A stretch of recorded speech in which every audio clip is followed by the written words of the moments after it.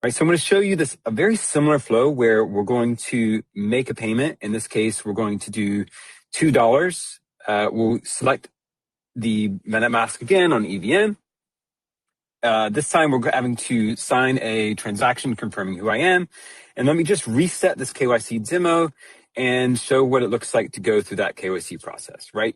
You're able to add this in before the user actually makes the transaction. And what do you know? I've already completed the KYC. But what I want to show is the process of actually doing the deposit, confirming it.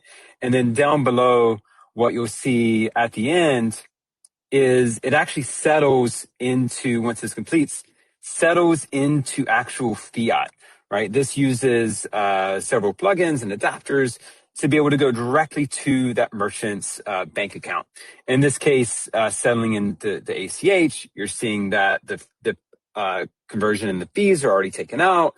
But in the end, the merchant is settled into actual fiat into their bank account, completely bypassing the need to even deal with crypto, on-chain assets, worrying about how to get a wallet, treasury management, all of that kind of we just take care of it behind the scenes with Flow.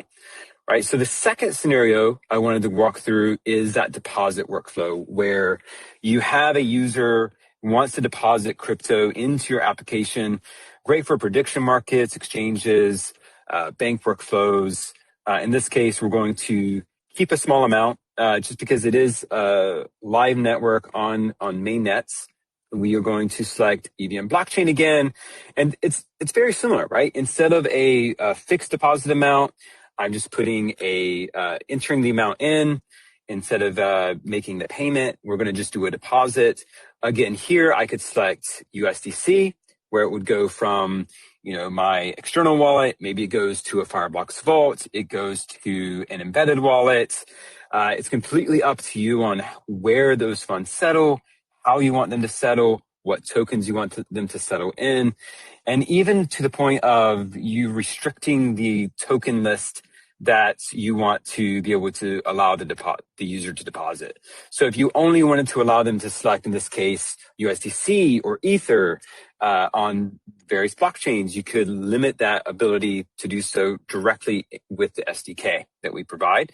And then finally, I want to talk a minute about the use case where you have a platform, users are depositing funds into it. Maybe they have an embedded wallet. And in this scenario, I am creating an embedded wallet behind the scenes. Again, we're confirming and having the user confirm the wallet. That creates an authenticated user. And let me just back up here. Perfect. And I already have a wallet. And in this case, it's a Solana wallet on the Solana blockchain instead of on EVM, right? And this is just to show that we're creating the embedded wallet. And in this scenario, you can do the very similar flow, right? You can do a deposit, allow them to deposit funds into the wallet. Once you do that, again, it's very similar workflow where they're able to then withdraw those funds that are deposited. So we'll do this deposit and then I'll show you what it looks like maybe to do a withdrawal from your application. And while this is settling, we got to do one more thing here. There we go. And then we'll just go back out to the embedded wallet. And this takes just, again, a little bit of time to settle, a few seconds. And then now I have funds able to withdraw.